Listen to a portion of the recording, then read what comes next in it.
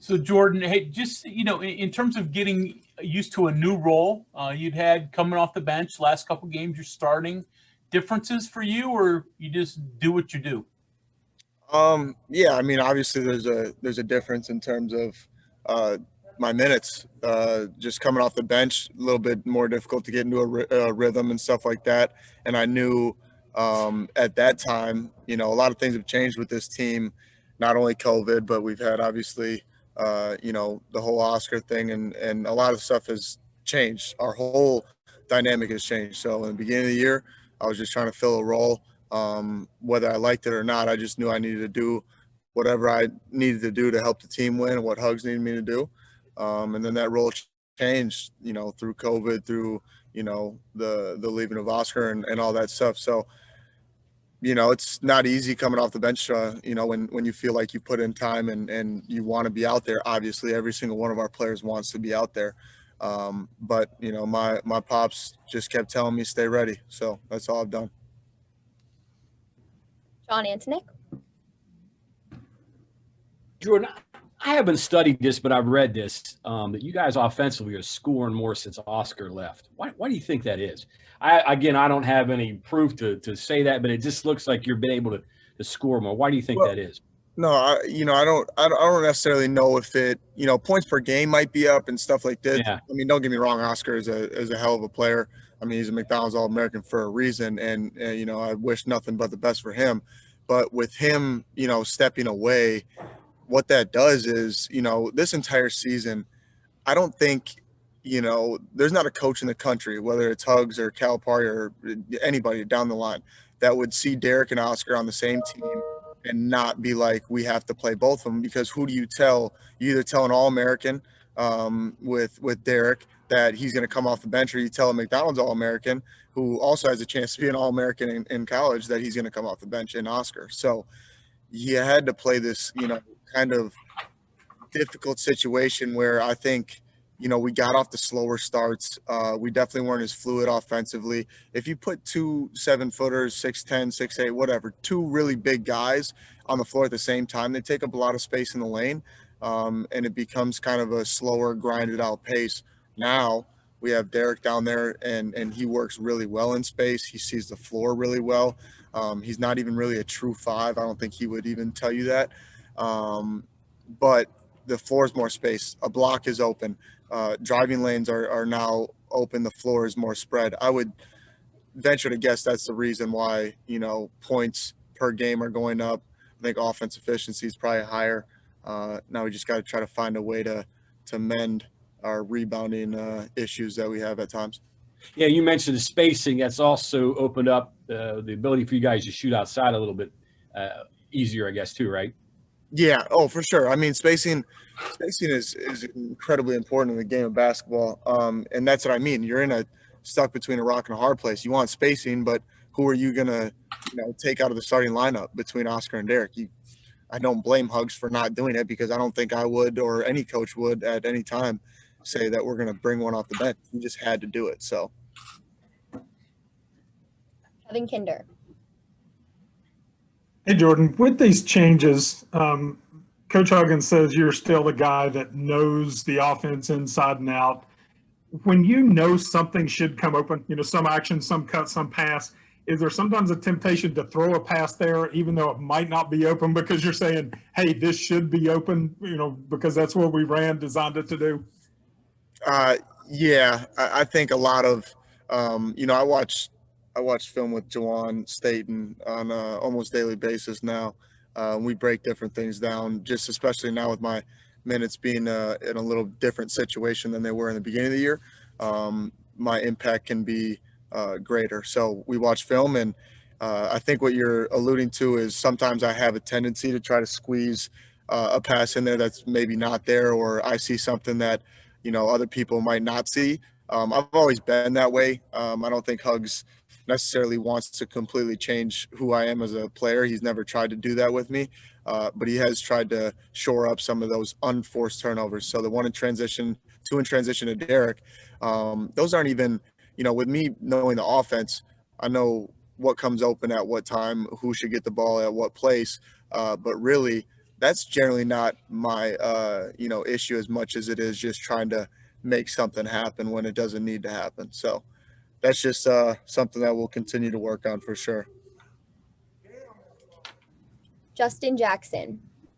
Hey, Jordan, how you doing? Good. How you doing? Good. The game the other night, Monday night, I think you had an assist on maybe the first 2 or 3 possessions of the game, and then obviously you started contributing scoring.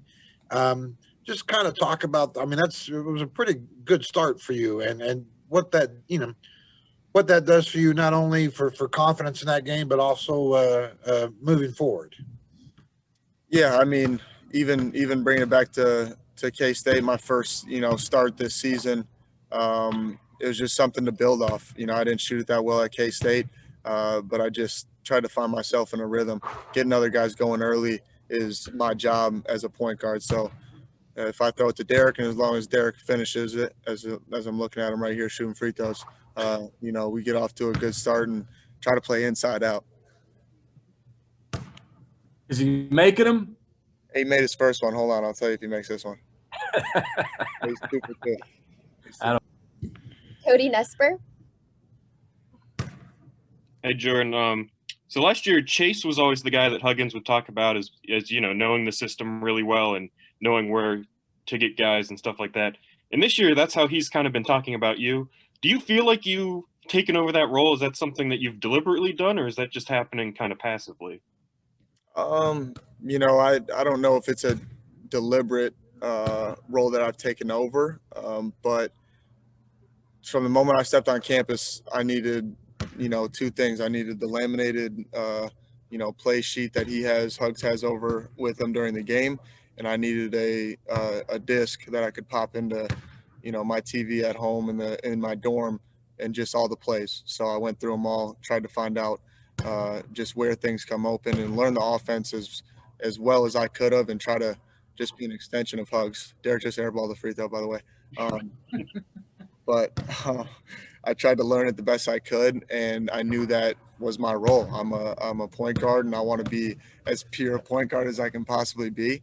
And yeah, taking over as a leadership position is generally an upperclassman's job, but this is something that I've been trying to work on and hone for the past 2 years of my career. Ethan Bach. Hey, Jordan, how much did Monday's game really amp you guys up? Because we saw all the post-game stuff, but has there been a different vibe around this week? Well, in this program, it's not even a week-to-week. It's a game-to-game type of tone. When you have a coach like Bob Huggins, who truly, he cares about winning more than anything else, just because he wants us to reflect well on this state. Yeah, Monday's game was great, but to be honest with you, if we win by 20 at K-State and we win by 1 at home against Tech, those wins are just wins. At the end of the day, that's what we chalk them up as. Yeah, there's a little bit more weight to certain games like Texas Tech, but the tone is really good right now, and winning generally makes everything better. John, go ahead. Hey, Jordan, Hugs talked about their athleticism and their ability to get points in transition. What are some of the things that you got to do to slow down Florida on Saturday, you think? Scoring helps. Scoring definitely helps. You put the ball in the hole, and they generally don't get out on those quick breaks. Other than that, we work on transition defense and offense every single day, probably more than some guys would enjoy to do, but that's the name of the game in our conference and the SEC is score and score fast. So we know what they want to do. We have our way of defending the transition break. Hugs has done this for so long and truly realizes what the best way is to slow that down. So we're just going to execute offensively and defensively. Thanks. Justin Jackson. Hey, Jordan, I was asking Coach about this earlier, and obviously, when you throw something together like the Big 12 versus the SEC, people kind of take off with that and stuff. Obviously, you guys are focused on Florida, but do you care about the other 9 games, your conference against their conference from a player's perspective, do you even think or even look at the scores of the other games? Yeah, like last year, Kentucky played Tech, I believe, at Tech.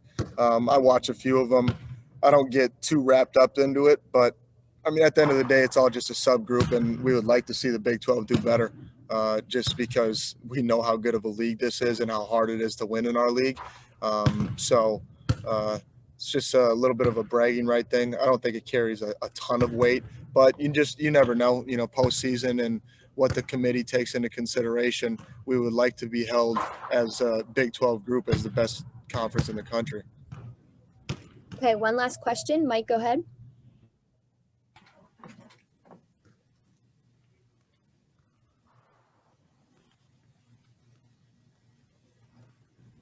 Mike?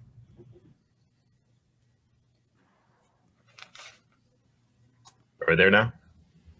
Yeah, All right, cool. Hey, the stuff you mentioned about the offense with Derek and Oscar, I get. And when you move a big out and you put someone smaller in, you're going to go 4 out in the perimeter more. For a guy like you, there's more screening, and you got guys motioning and cutting and getting open for a guard. I don't know if fun is the right word, but does fun make a bit of a more difference and get to the points per game and the points per possession that you're seeing here? Yeah, I mean, I'll be, completely upfront and honest about it. I do enjoy our offensive scheme and style right now. Not only do I enjoy it, it seems as though the entire team does. There's more flow. There's more high tempo. It's probably, I would imagine, sitting at home, more fun to watch. I'm not sure. That could be a biased answer, but it is nice playing in that. And to be honest, the fact that, a 35, 40-year plus coach and Hall of Famer in Hugs, to have the ability to have done something for so long offensively and still twine that with what we're doing now in kind of like a 4-out or even 5-out ball screen motion, it just speaks volumes to his coaching ability, to be honest. He took it with right in stride. Oscar left, and now we got to find a new way to really be efficient on the offensive end. But I still want to play inside out. We have an All-American with Derek. It wouldn't make sense to do anything differently. So it's a huge testament to Hugs, to be honest. Once again, he's proven how great of a coach he really is, and being able to change our offense just slightly, but still maintain its integrity. So it's been fun. Hey, thank you, Jordan. Yeah, hey, guys, if you put anything out there on video, tell people Sean McNeil, my lip normally doesn't look like this. He hit me with his elbow. Thanks, guys.